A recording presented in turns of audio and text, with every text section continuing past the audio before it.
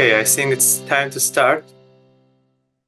Good afternoon, good morning, everyone, depending on where you are. This is Ayub Sharifi from Hiroshima University, and I will be the host for today's webinar. This is the 33rd episode of NERPS webinar series on the peace and sustainability nexus in the context of global change. If this is your first time joining our webinar, the Network for Educational Research on Peace and Sustainability, NERPS, is an international network of educators, researchers, and practitioners collaborating toward the advancement of peaceful and sustainable societies amidst global challenges. The theme of today's webinar is 3+1 questions about humanitarian engineering. And this is, I think, the first time we're having two speakers that do it jointly. We're honored to have Dr. Nick Brown and also Dr. Spyros Schismenos from RMIT University with us today. Before we start, I'd like to share some housekeeping reminders. This webinar is being recorded, and we intend to share it through our social media and also website after the event. If you have questions or comments, you can type them in the chat box or in the Q&A box at the bottom of the screen anytime during the webinar. Please just make sure to mention your name and also affiliation while adding your comments. The talk would be for about 40 minutes, and then we'll have time for questions, discussions, and any comments. Also, if you want to ask your question directly, please just let me know, and I will I'll enable your microphone. So before we start, I'd like to briefly introduce our speakers today. Dr. Nick Brown believes that engineering can address complex global issues such as poverty, inequality, and sustainability. He co-leads RMIT University's Humanitarian Engineering Lab, which delivers innovative teaching and research at the intersection of design, technology, and education for social change, empowering engineers to meet community aspirations and desires both in Australia and overseas. Nick has a track record of delivering high standard education, receiving an Australia Award for University Teaching, 2 Engineers Australia Teaching Awards, and multiple RMIT accolades. He's a fellow of the Higher Education Academy in the UK and a member of both the International Federation of National Teaching Fellows and Engineers Australia. Before joining RMIT, he was the research lead at the not-for-profit organization Engineers Without Borders Australia. In this role, he led the development and delivery research initiatives that generated new knowledge and technologies for sustainable development. Nick studied at the University of Edinburgh in the UK. Also, our other speaker, Dr. Spyros Schismenos, is a lecturer in humanitarian engineering at RMIT University. As the co-leader of RMIT's Humanitarian Engineering Lab, he passionately advances innovative teaching and research at the intersection of human-centered design, appropriate technology, and also experiential learning. Spyros specializes in humanitarian aid and development practices, emergency and disaster management, renewable energy, community-led prototyping, gamification in learning, and community engagement. One of his notable achievements is the creation of Engineering with People, a groundbreaking board game series that embodies the essence of humanitarian engineering. His extensive network includes partnerships with international organizations like UNESCO, as well as NGOs, in an effort to promote positive change and social justice. Before joining RMIT, Spyros worked at the University of Technology Sydney and Western Sydney University in New South Wales, and at National Yunlin University of Science and Technology in Taiwan. So we are very glad to have you. Thank you very much for joining us. and the floor is yours. We look forward to your talk. Thank you. Thank you, Professor Sharifi, and everyone else at Hiroshima University. Thank you also for inviting us to the 33rd NERPS webinar. It's a pleasure being here. We know all the amazing things that you are doing through the network and at Hiroshima University, and we look forward to do more things together.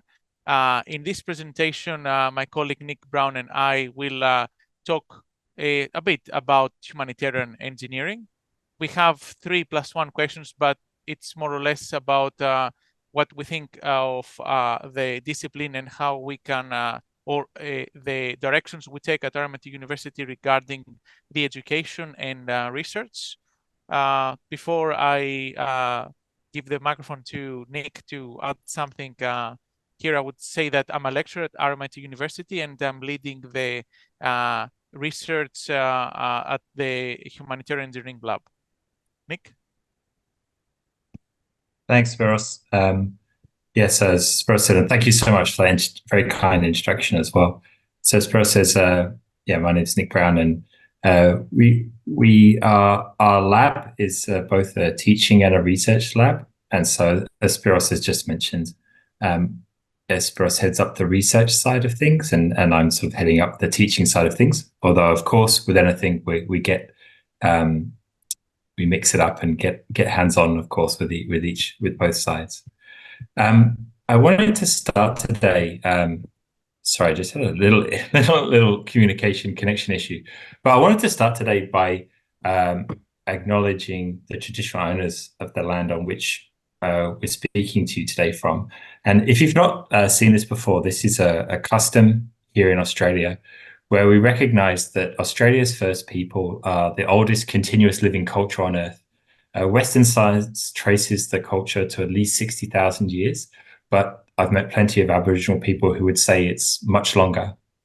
And there's no treaty that exists between non-Indigenous and Aboriginal people in Victoria.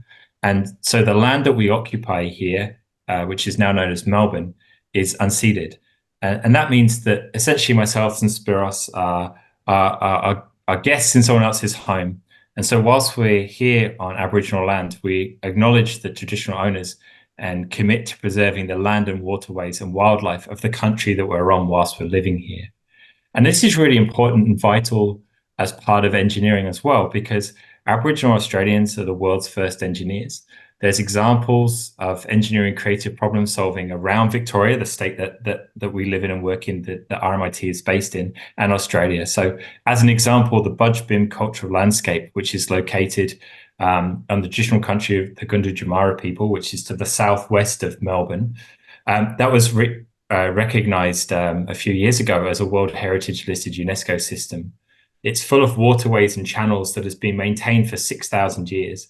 And as an engineer, I like to think that we should be responding to this offer of knowledge from the Gunditjmara people and might ask ourselves, what does a piece of engineering infrastructure look like to have a lifespan of, say, 6,000 years or thousands of years, right?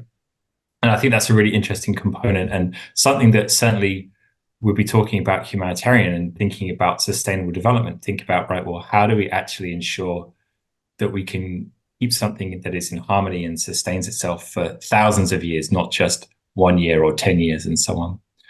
And so it's just another reminder of how relevant engineering and it relates to the traditional knowledges. And so I'll start by acknowledging the people of the Wurrung and Boonwurrung language groups of the Eastern Kulin Nation, whose unceded lands the university conducts its business. And I'll acknowledge their ancestors and elders past and present, and also the traditional custodians of the lands and waters across Australia where we conduct our business. Thank you, Nick. And I will briefly mention the topics we are going to address in this presentation today. As we mentioned before, we have 3+1 questions. You see maybe more than 4 questions here, but the core questions is what is humanitarian engineering. So we're gonna talk a little bit about humanitarian engineering. What is the role of a humanitarian engineer? What does a humanitarian engineering do? What is the future of the discipline? And how do we teach humanitarian engineering at RMIT University? Towards the end, we will talk about some collaboration opportunities, and we at the end feel free to share your comments, questions, and we're happy to discuss more. If the time is not enough, we're happy to answer any emails or to have another meeting at some time in the future to address any more questions or concerns. We will talk a little bit now about ourselves and our staff. Nick, maybe you want to start introducing yourself?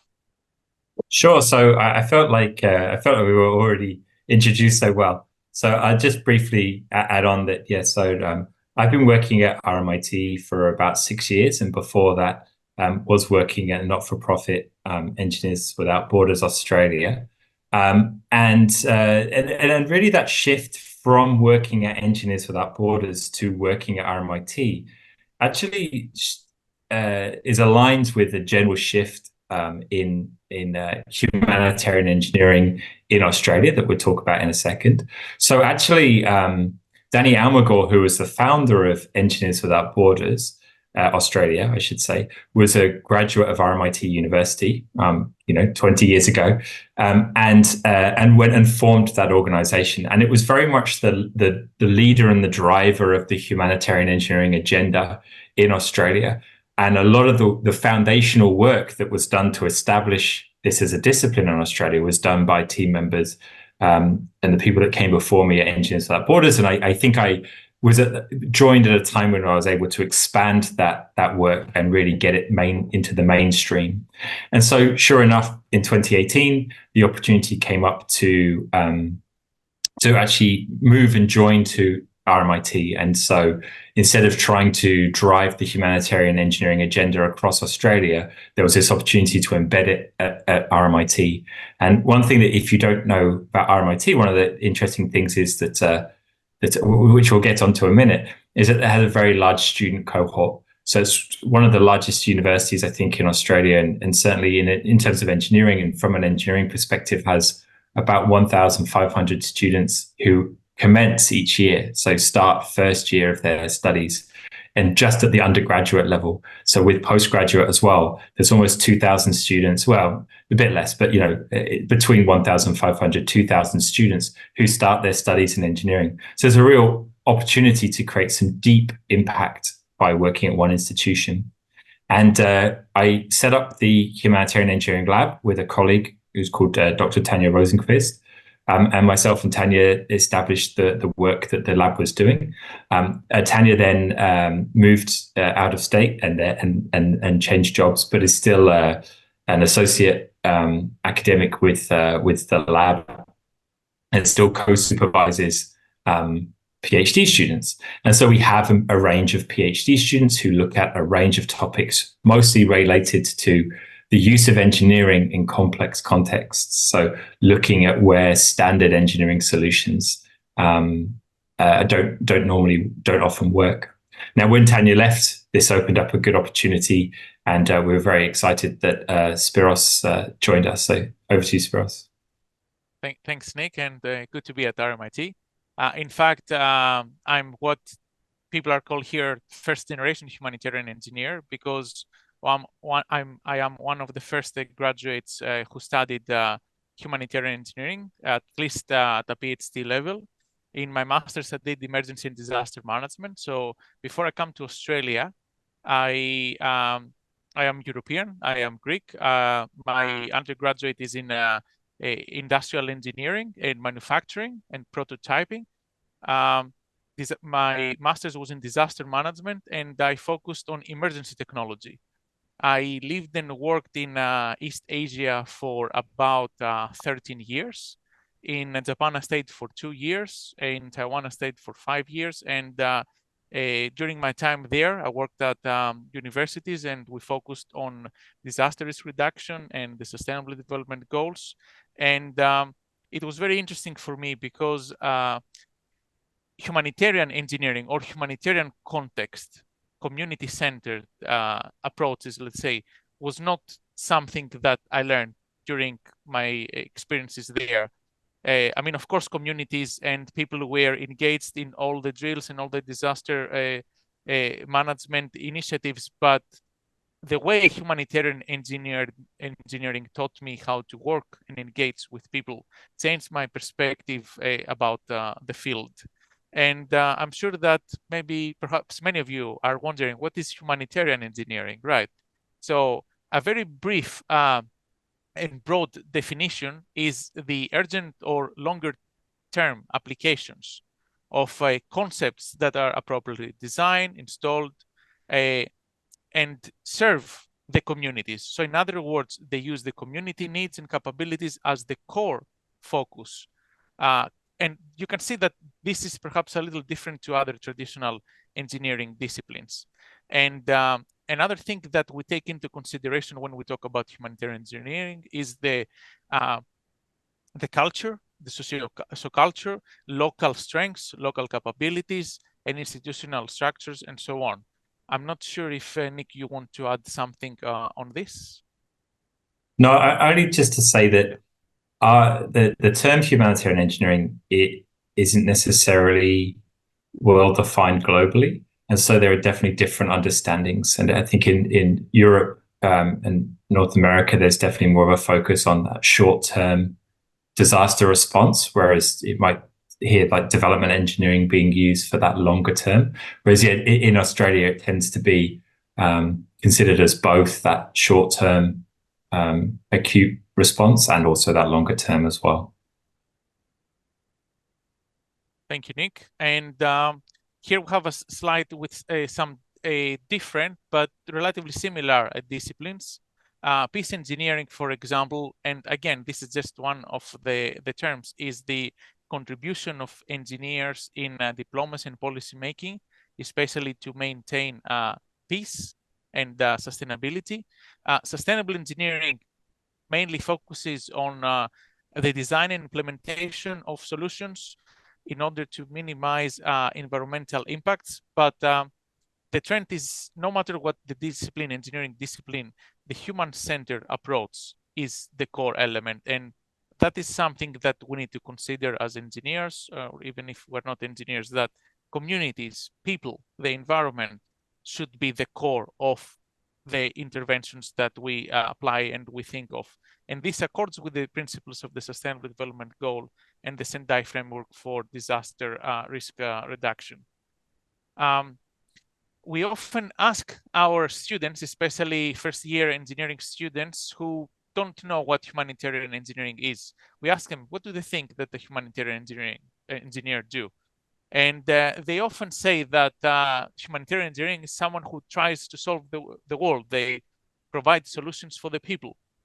During our open day, when prospective students and parents come to to our university to learn more about our courses, we ask their parents what they think about humanitarian engineers, and they often think that it can be a dangerous job because humanitarian engineers protect communities. But actually, what humanitarian engineers do is they need to learn to collaborate through many practices. They need to understand that it is important to collaborate with many stakeholders, particularly local stakeholders, but it is very difficult to do this. So through training and through experience, it is important to learn to work together in a safe and participatory environment. Nick, I'm not sure if you want to add something on this. No, I just think that it's really interesting because that connection is really important, and it speaks to a lot of other areas. So if you think about regenerative design and those kinds of areas, this idea of the lean in, that you've got multiple disciplines leaning into a problem space and providing their expertise. And so a lot of what humanitarian engineers are doing is again, leaning on that technical training and utilizing that technical knowledge, but applying it in a different context. And the big thing that Spyros has highlighted there, which I think is something that many of the other professions, and if I think about when I think about professions, I think about that occupations which have had a higher level, higher degree, higher tertiary education, higher education, qualification, and then also some kind of practice, something where people are behaving in a responsible and ethical manner. I think that what's quite interesting is that if you think about some of the other professions, like maybe a doctor, medicine, or lawyer, those are all professions which have a lot of community participation or a lot of engagement with people as a core part of that job, right? And again, we might have the general practitioner, the doctor who acts as a general practitioner, who may be a really good diagnostics doctor, but then has to pass you on to a different doctor for some kind of specialist treatment. And I think it's really interesting to make those comparisons to the humanitarian engineer, to think about, okay, well, as Spyros has pointed out, we're relying on that technical knowledge set, but actually we need to be able to communicate with a lot of other workers in these sectors to be able to provide that technical knowledge, but also to work within those systems to create the benefit to the community. And that works for that short-term and long-term solution as well. Thank you, Nick. And now we want to move forward to the following question, and we want to discuss a little bit about the challenges that humanitarian engineering faces, but we would like you to see this in a broader way, because these challenges also affect engineering education and higher education in general. The first challenge, and you can also write in the chat if you experience similar challenges. The first challenge is that the world moves faster than the curriculum. So in other words, sometimes the curricula are outdated, especially when we talk about pre-COVID and post-COVID. Sometimes it's very difficult to make changes at universities because of the bureaucracy and other issues.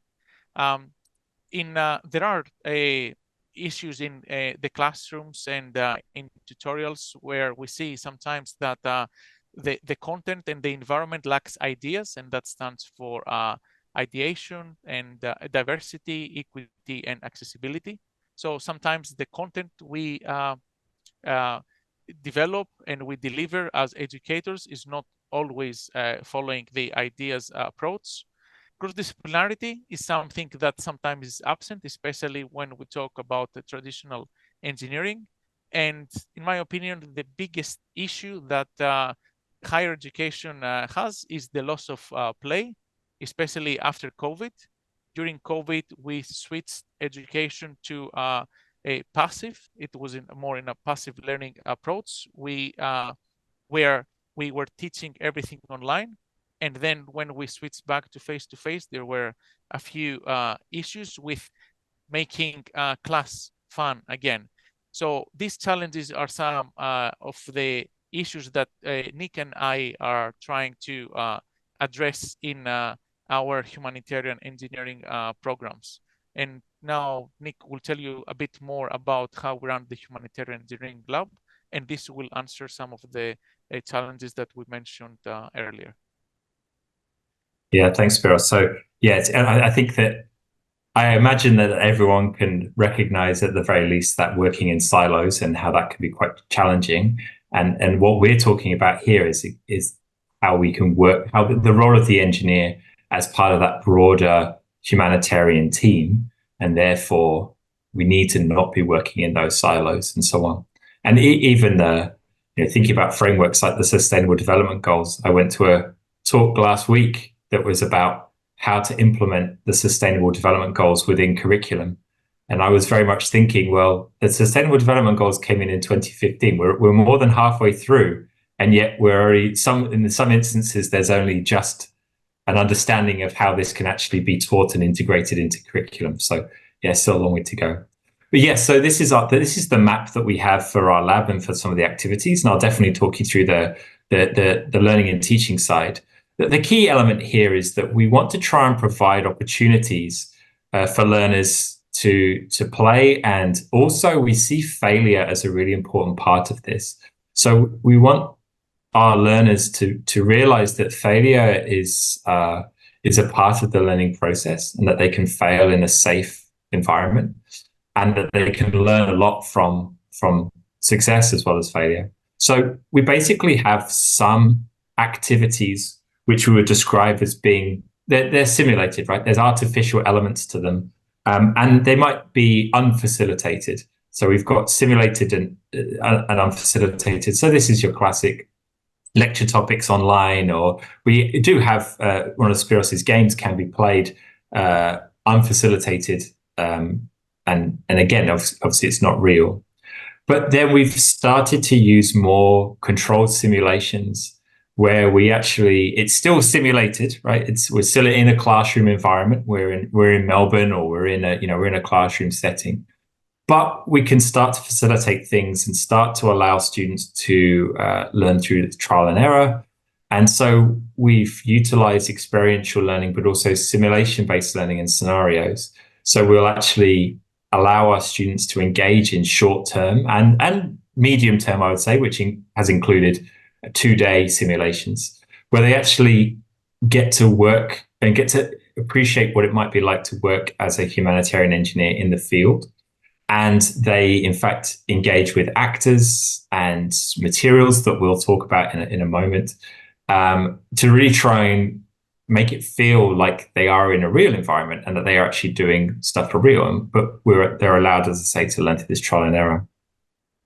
And then the third level really is it's no longer simulated, it's a real environment, but it's still facilitated. So we've got real, facilitated. So if you like, the three things, I say, are simulated, unfacilitated, simulated, facilitated, and then real facilitated. And so at these real facilitated spaces, this is where we have students working alongside NGOs and other organizations, working on development projects in the Asia Pacific region, either in short term or sometimes a bit longer term as well. And we link up with a lot of the partners that we have and a lot of the spaces that we have around Southeast Asia.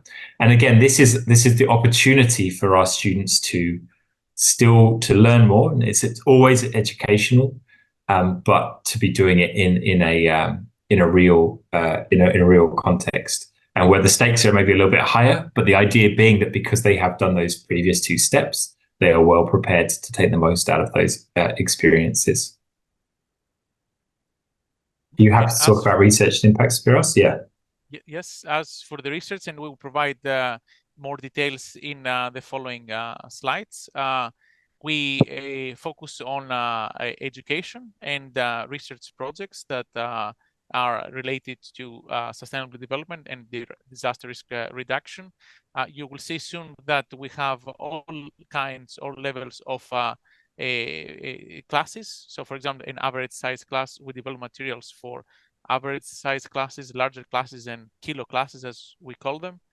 We work with other universities, NGOs, local governments to develop materials that are appropriate and tailored to the needs, but they focus on humanitarian engineering. We also offer scholarships and awards to students at any level, from first year of a semester to PhD. And let me just talk a little more about the programs that we have in education at RMIT. So the first course that we teach is the Introduction to Professional Engineering Practice. This is one of the largest courses in Australia, if not the largest. We have over 1,500 students per year. And in this course, students work with two communities. One community is in New South Wales. The other community is in Victoria. So we work specifically with Blacktown community and Dandenong community. We work with 3 NGOs, West Multicultural Services, Settlement Services International, and Pronia. And the way we run the course is a lot actually interactive. So students try to address the challenges of these two communities with the support of the NGOs.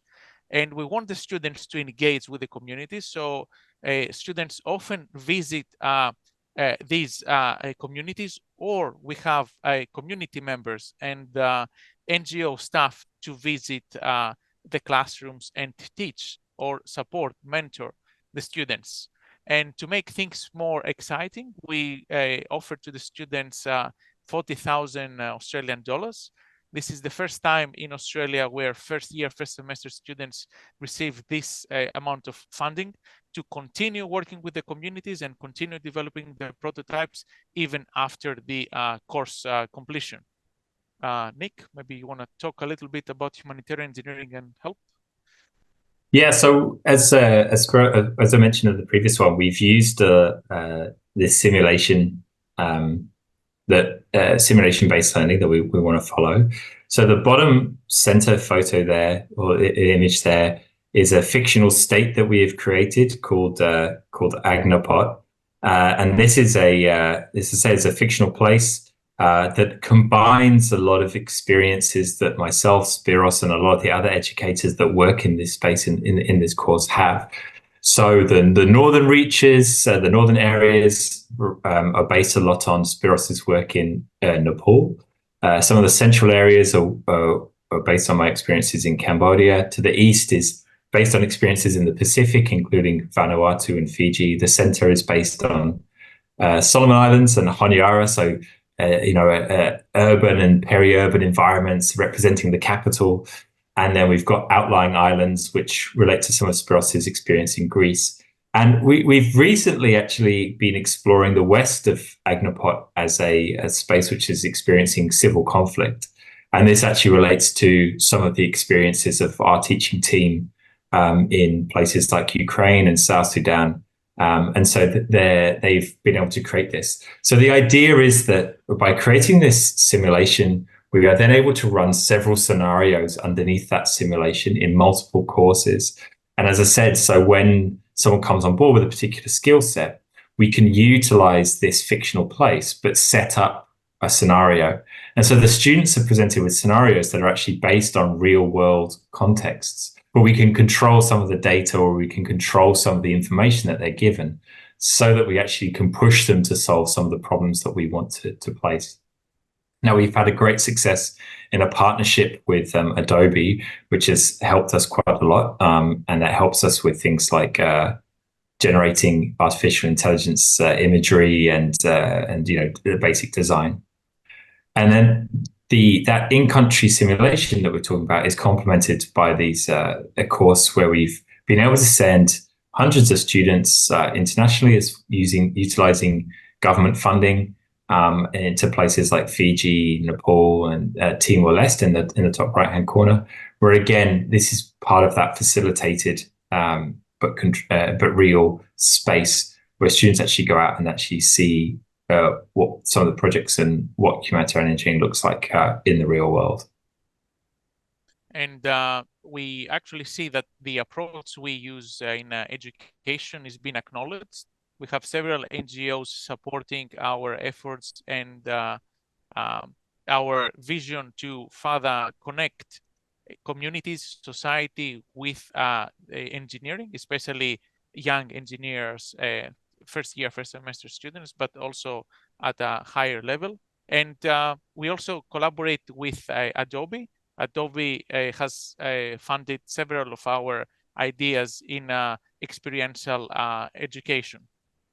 Now, a few things about research, and I will try to be brief about this, but we have some QR codes for you to check. The first thing that I want to talk about is the board game, Serious Games. So Nick and I apply gamification approaches in our teaching content.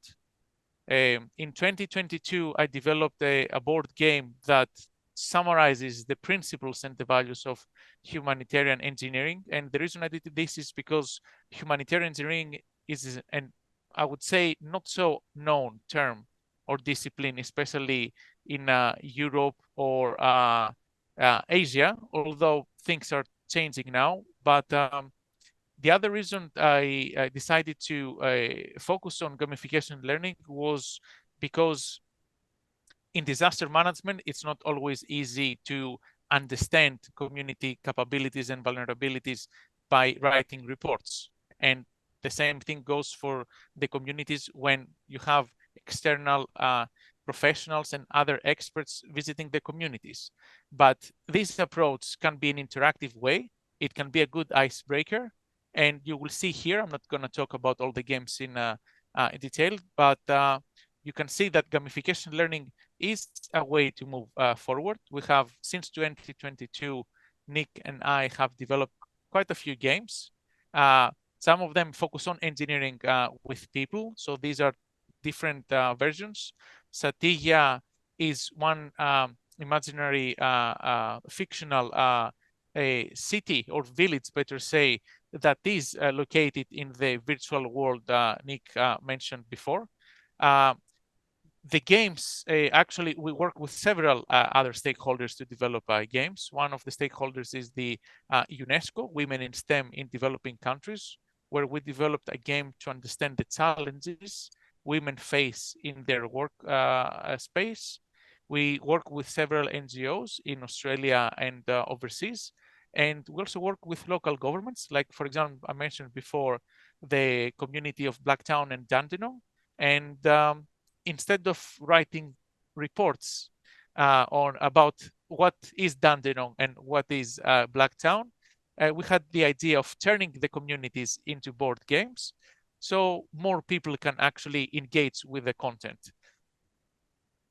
This is the QR code where you can see the game trailer.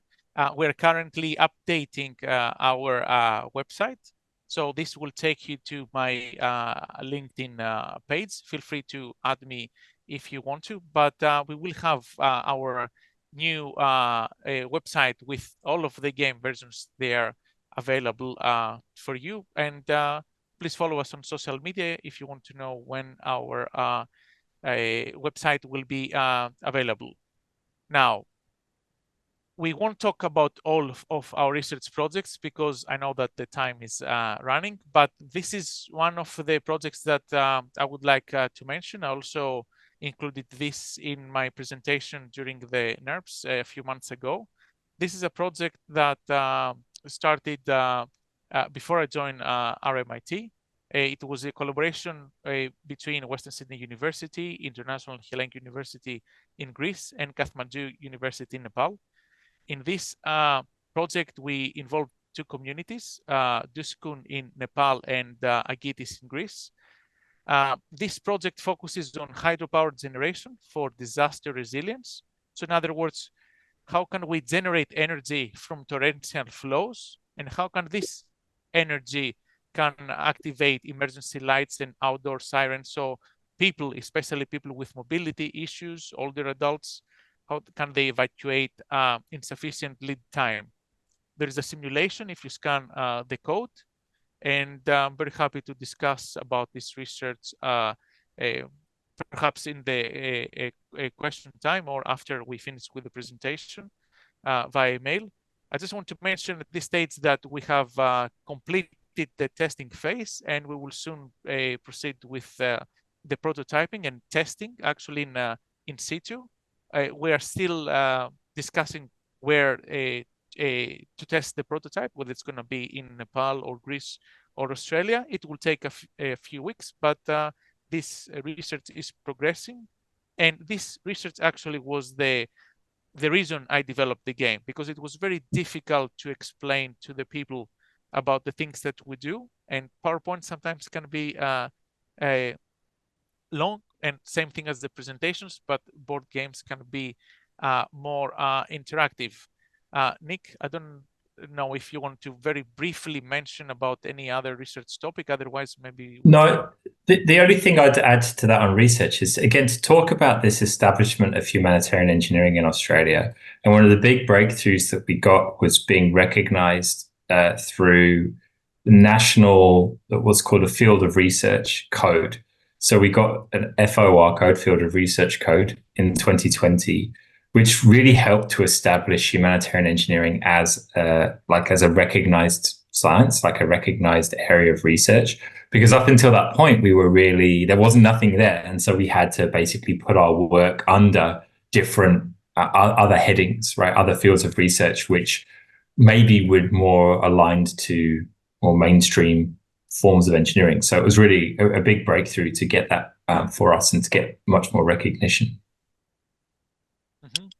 So as we are finishing this presentation, we just want to say that RMIT is a global university. We have campuses in Melbourne, but also in other countries, including Vietnam, India, and Europe, in Spain, and in other countries.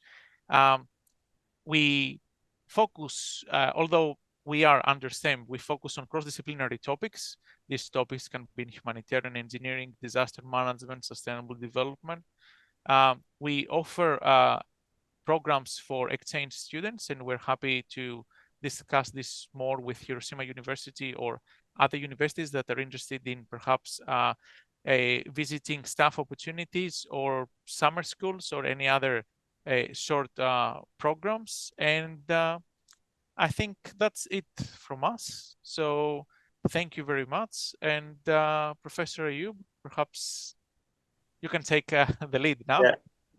Thank you very much, Professor Dr. Spyros, Dr. Nick. It was very exciting presentation, and I'm very happy that you've taken leading role in introducing this really new field. I should admit that perhaps in Japan, I don't think we have humanitarian engineering, and you're right. Maybe it's quite unique, and it's an excellent initiative, and I'm happy that you mentioned that you even registered it. So now it is officially recognized. That's something that perhaps a lot of interdisciplinary or new fields have such issues. So if, for instance, you apply for funding and choose a category of whatever, like social sciences, they may not recognize it properly. So it's good that you have taken those initiatives. So now we have about 20 minutes time for questions and comments. I would like to invite the attendees to please share your opinions, share your comments. I think as the speakers mentioned, there could be also, for instance, challenges regarding implementing this kind of courses or initiatives. So if you have also such kind of experiences, please feel free to share with us. And again, you can use the question and answer box and also the chat box. So while waiting for the first comments, I was just worried about the costs of managing this kind of program, because I see that, for instance, you have a lot of field visits, a lot of activities. They may be really costly. And you mentioned you have sponsors like Adobe, but I was wondering if that is enough, or if you also have higher tuition fees compared to other fields. So it's a great question. So no, we don't have higher tuition fees than other fields. I mean, the tuition fee system in Australia is slightly different, and there is differences between different disciplines. But no, not necessarily we don't no more than any other engineering field. So we have to be creative with what we do and how we do it. We've been quite fortunate in the fact that the government of Australia provides funding for short-term overseas experiences. Now, they can actually be for any sorts of experience. It's supposed to promote international collaboration. And in fact, I know quite a few of my colleagues have run initiatives in Japan and have made connections with Japanese universities and institutions through that scheme. But for us, of course, we saw this as a fantastic opportunity to get to different countries. And of course, if you're looking at if you're the Australian government, it's a form of soft power in reality, a bit of a diplomacy thing. So, they're getting obviously a lot of people interested in going to places like Japan and maybe China and so on. But of course, we're trying to send students to places like Timor-Leste and Vanuatu and Fiji, which have much less interest. So our programs do look quite interesting to the government. And so we've been quite fortunate in getting some funding that supports. However, that funding, as you probably are aware, there's I'm sure in Japan and in other parts of the world, there are the cost of living crisis, and our young students who potentially would have had to maybe pay some money out of their own pocket to go on some of these field trips. Now the costs have increased slightly due to increased airfares, especially after COVID, but also students have less money. And so we are now having to really rethink how we deliver some of these experiences without necessarily requiring students to dip into their own pockets to cover the difference between what we can give them in scholarship and what the cost of some of these experiences is. And this is where moving to these, trying to drive more of these simulations and more of the virtual experiences really helps, so that we can try and make it more inclusive as well, and try and reduce or try to remove cost as a barrier for a student to want to get involved in humanitarian engineering. Mm-hmm. Yeah, thank you very much. Just to add something here, and to the way we teach humanitarian engineering, the way we teach STEM in general at RMIT attracts collaborators. So for example, we work with local governments here in Australia. We work with large NGOs here in Australia, and they provide some support to continue doing what we are doing. We also work with international organizations like, for example, UNESCO, and through research projects like, for example, board games, we receive some funding that help us continue what we do. Mm-hmm. Perfect, thank you. I think that clarifies my question. Now we have two questions from the audience. One is from Maria Al-Mukrashi. I assume she's from Hiroshima University, not sure. So please mention your affiliations when you raise your questions. So that's a practical question. What are the work opportunities for humanitarian engineering? I think that's a question that many students may have. Absolutely, of course, it's the big one, right? And this is, by the way, this is also one of the issues, because if you were thinking about what the competency set would be for, say, environmental engineers or civil engineers or structural engineers, you could go out into the world and go and interview 100 to 1,000, there are many structural engineers that exist in the world, to work out what they're actually doing and what the kind of competences that they have. But because as Spyros mentioned, he is actually one of the very first students of humanitarian engineering to sort of go through that system and graduate. We don't have that established workspace, but that is something that exists. It's just a bit more fragmented. And someone that is working as a humanitarian engineer might not necessarily call themselves a humanitarian engineer, or they might work as a humanitarian engineer for part of the time. So one of the groups that does support a lot of humanitarian engineering, especially in the disaster response space, would be an organization like REDAR, which is the register. It used to be called the Register for Engineers for Disaster Response, but it's now just called REDAR. So they're the crew that would send engineers out to places after a disaster has hit.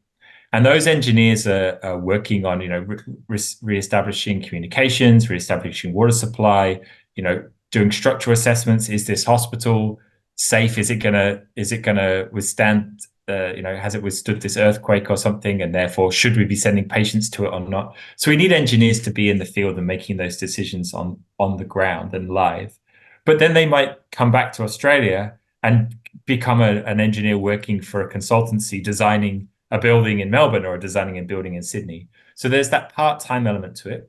But we're also seeing more full-time engineering firms and NGOs and mix being involved in this kind of work. So groups like DT Global, but even Arup GHD, many firms are now taking on development contracts on behalf of governments and are actually responsible for delivering engineered designs and solutions, but in humanitarian contexts. So there's the standard thing of going and working for those big INGOs, the UN organizations and so on, and then the local NGOs. But we are now seeing more mainstream engineering firms being involved in humanitarian work, either formally or by essentially sending their teams on on short-term placements. And like in every profession, especially in engineering, students can choose what they want to do. So for example, if they decide to create their own a business, they have the capacity to do that through RMIT. First semester students who just finished high school and come and study at RMIT have the opportunity, for example, to go for up to $40,000. We give that as prizes for the students who develop a good, if I can use the term good, ideas, prototypes, so they can continue developing, optimizing these prototypes and turning them into startups. And we see this trend. We see that many young students, many Gen Z students prefer to do something on their own rather than working for others. So there are options as long as there is a will, right? And that's not just for humanitarian engineering, but for all the disciplines. Now, if I can add something else in as well, if that's okay. One of the interesting things that we're facing now is to say, do we need humanitarian engineers do we need there to be more of a, not necessarily register, but something where there's more formal acknowledgement of the competencies that a humanitarian engineer has? Because for engineers in Australia, especially, there's ideas around being registered as an engineer, being chartered as an engineer, and demonstrating that you have a certain higher level of competency to practice. And we might argue that in the realms of, there's a community of practice, for example, for theme park ride designers in Australia. Now, that's not because there's a big group of theme park ride engineer designers, right? But rather that the risks involved, or the potential to cause harm, is quite significantly high, and so there's more of a registration process around that, where those engineers need to maintain certain number of competency hours within the discipline. And so there's this really interesting thing of talking about establishing humanitarian engineering as a profession, like as a discipline or an area of practice, is thinking about that. How do we maintain that level of competency and the continued education for those engineers as well? Great, thank you. So I was just curious, because you said that they will also learn other skills. So I was just wondering, like, for instance, how is the curriculum designed? So what I understand is that they, for instance, also learn structural engineering. They learn, for instance, transportation engineering. How do you accommodate all those courses? Do you collaborate with other departments in the engineering school, or are there other strategies? Yeah, it's a great question. It's a really good question. So, we can traditionally think about that deep technical knowledge as being the traditional I shape of any technical specialist, right? And now that well understood idea of that T shape, where we add in that professional breadth. Well, with humanitarian engineering, if we can take that one step further, we're trying to create a pie shape. So Spyros, being Greek, I'm sure loves that involve a pie shape. So if you think about the Greek symbol pi, we now have two specializations, but one of them is much longer. One of the legs of pi is much longer than the other, which is much shorter.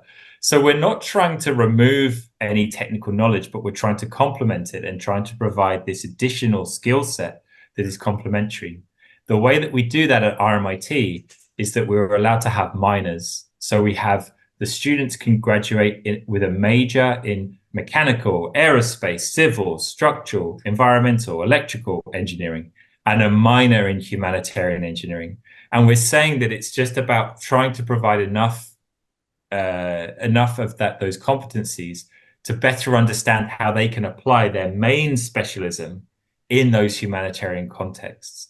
And that involves us collaborating with School of Social Science and many other disciplines inside and outside of engineering to deliver this. And to Spyros's point before, and I imagine a lot of the viewers today and those watching the recording can sympathize with the fact that naturally means trying to navigate university bureaucracy and trying to fit all of the pieces together, which you suddenly realize that you're no longer an educator, but you're actually a manager trying to more of a logistics person, trying to fit all these pieces together and make sure that students can access the courses that they need to access at the right time. And certainly as universities become more flexible with the way that they deliver their content, that starts to become a bit harder, but you know, but we tackle that as we go, which I'm sure everyone does who's here today. I can imagine how challenging it could be. Yeah. We see the trend we see though is that students prefer to choose, for example, they have a main discipline, their major, for example, aerospace engineering, and their minor is something different. So it is good for them because they see things differently. So for example, students who take humanitarian engineering, they see engineering or community engagement under a different hat, let's say using a different perspective. And this helps them actually in their later career because they develop these transferable skills they need to communicate with clients, to communicate with team members, to establish their own things and so on. Great, thank you. So the next question is from an anonymous person. Thank you for wonderful presentation, professors. I wanted to know what factors are you considering to determine the testing prototypes of the projects you talked about, whether to test in Nepal or Australia or anywhere else? So I guess this question is for me. It's about the hydropower. So as I mentioned before, we have collaborators. So International Hellenic University in Greece has a river simulator, simulation lab, where we can test the prototype in under various conditions. Now, we don't develop one system that fits everyone, right? Every community has different needs and capabilities, whether these are sociocultural, financial, environmental, hydrogeomorphological, and so on. So the prototype, the core, the turbine, let's say, depends on the river and the flow measures, but there are variants in this. So for example, we don't just make one prototype and we give it away to all of the communities. We work with two communities. These two communities, for example, have different needs, although some similarities. For example, they're both flood prone, so they need emergency energy so they can activate their evacuation sirens and lights, but we see a trend. So for example, the community in Greece prefers to use this prototype for ecotourism potential. So more tourists can come and see that they have this prototype. And we see that the community in Nepal wants to use this prototype to improve their flood response mechanisms. So the short answer is, depending on the community, there aren't many communities that want to work with us on this research, but it takes time. And of course, it's not only just one community. I mean, gradually we need to continue and collaborate with more communities. And we want the communities to work with each other as well. So instead of us being the medium, we want the communities to work directly with each other and improving the system on their own. Great, thank you. Next question is from Fazal Akbar Akbari, graduate student here at Hiroshima University. How can humanitarian engineering initiatives balance short-term relief with long-term sustainability in developing communities, considering the potential for creating dependency? And what strategies can be employed to ensure that local knowledge and resources are leveraged effectively in engineering solutions? If any one of you could answer this question. It's a great question, and one that is even more relevant with recent events, especially thinking about COVID and so on. So the thing I'd say first is that long-term solution is always supposed to be part of any short-term intervention or any short-term response. So a good humanitarian engineer will always be thinking about, how not just fixing the immediate or, resolving the problem that they're facing, but thinking about that long term as well. And there are some really good examples where countries, nations have been able to break that cycle, especially related to disaster, right? When you think about the disaster, I think that the concept of the disaster cycle is a bit pessimistic, maybe, because it suggests that, we'll constantly, you'll see disaster and you'll never get out of that cycle, that it is just a never-ending cycle. But actually there are places, like Peru and so on, and which used to rely a lot more on external support and external engineers to be able to support their efforts, and now do most of, to respond to disasters very much internally. So I'd say that there are a lot of examples where it is very possible. But in terms of other projects, it's a really important part. So the concept of localization has become really vital part in humanitarian engineering. So acknowledging that, that there can be colonial oversights, and that actually potentially intervention reduces local ways of solving a problem. I always think about bridges as this fantastic example where, you look at a bridge and you might have an idea in your mind of what that should be. But if you go to Bhutan, they have that fantastic cantilever bridge system, which is very different to the arch system that we see in places like Western Europe at the same time. Like, think about that classic Roman bridge. So it's fantastic to realize that actually there are local ways of solving problems. I know that in many places they even make bridges out of trees and living bridges and so on. It's fantastic. So the same thing is true in this humanitarian space, and that's the role of the humanitarian engineer, to understand what the local solution is and to really to really work themselves out of that space, but at the same time to provide that some of that expertise that they can. And so we do have a lot of focus on participatory approaches and making sure that the designs are being led and owned by community members. But also, thinking about that capacity building approaches as well, right? And thinking about how not to build something, but rather to build that local capacity, so that the local, so that can be done in the future as well. And one of our big projects at the moment is looking at how we do this and thinking about contexts like Ukraine, where there's a lot of ideas already about how Western parts of Ukraine can be rebuilt, and they've suffered obviously war damage, but actually the reconstruction efforts can go ahead.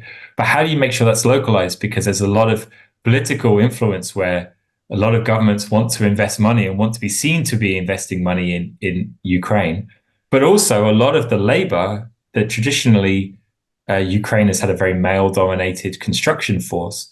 Well, a lot of the men are currently fighting in the war. So suddenly we're changing up the way that this reconstruction needs to take place. And so it's really complex. And so I'm not sure this really necessarily answers the question, but the point is to say that there's incredible complexity that exists in these systems. And so recognizing that complexity and acknowledging that complexity and incorporating it can actually lead to much better solutions that can be locally led and are more suitable. Yeah, thank you very much. More dynamic approaches, in other words, right? Yeah. So just a final question. This is from Rajesh Raval. He thanks you for a great presentation. And he's studying peace studies at Hiroshima University. The question is that, could you share with me how people are receiving this interdisciplinary approach in your country, and your advice if it can be applied in the field of peace studies as well? If you could kindly briefly respond to his question. Maybe I can start talking about this, and Nick, you can add especially about some of the PhD students' work. Trust a cross-disciplinary education is something that is encouraged in Australia. So, for example, the course, the huge course we mentioned before, the one that has 1,500 students, it is a cross-disciplinary a course. All students, when they finish their high school, need to take that course. So, in that course, students learn not only engineering principles, but also engineering ethics, other values that will help them not only become professional engineers, but also to understand how they should perceive the world and the clients, the communities, different stakeholders. We teach cross-cultural humility and empathy to the students, especially young students, because it's not always easy. It's very common to see engineers, whether they are young engineers or professional engineers, to sometimes make assumptions like, what does the community want? A flood community may be vulnerable to floods, but what if, for example, they prioritize a lower unemployment or safe streets at night? So we need to learn how to empathize with local stakeholders to understand their priority needs and to stop having assumptions. Nick, I don't know if you want to add something quick on this. I think that's it. I've just seen the time, so I think we're happy to answer any follow-up questions. Our email addresses are on the screen, so if the student wants to ask some follow-up questions, very happy to talk at another time. Thank you very much for being so generous. So we really enjoyed your presentation. We appreciate the time you've taken. And I hope also you will be willing to contribute again to our initiatives. As you know, we have annual NERPS conferences. Next year, it will be organized in March in the Philippines. And I think the game that you mentioned, that would be really great if you could attend the conference and organize a workshop there. That would be something I think a lot of students, a lot of participants would be interested. So I'd like to invite all of you to attend that conference, and especially inviting you to hold a workshop there. And again, on behalf of my colleagues here at NERPS, I would like to once again thank you, all of you, for taking the part, especially to our esteemed speakers for the very great and engaging presentation. And I would also like to invite you to attend our next webinar, which is scheduled for September 20th. This will be a topic on peace-based approaches for desertification, revisiting UNCCD's policies and practices by Abir Al-Saud. Again, thank you very much, and we look forward to seeing you again in the very near future. Thank you. Thank you so much.